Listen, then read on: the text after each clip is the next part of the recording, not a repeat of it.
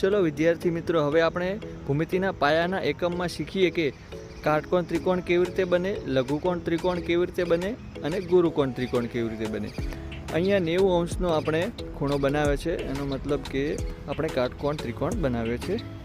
હવે આપણે જોઈએ કે લઘુકોણ ત્રિકોણ કેવી રીતે બને. 90 અંશ કરતાં નાનો ખૂણો આપણે લીધો છે 60નો, મતલબ કે અહીંયા આપણે લઘુકોણ ત્રિકોણ બનાવ્યું છે.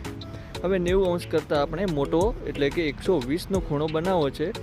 તો 120નો ખૂણો બનાવવા માટે એ રબરને આપણે ખેંચીને 120 સુધી લઈ જઈશું. તો મતલબ કે 90 કરતાં મોટો છે 120, એટલે કે ગુરુકોણ ત્રિકોણ થઈ ગયો.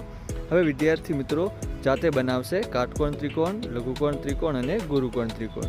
અહીંયા વિદ્યાર્થી મિત્રો સરસ રીતે ખૂણો જાતે બનાવી રહ્યા છે. ખૂબ સરસ.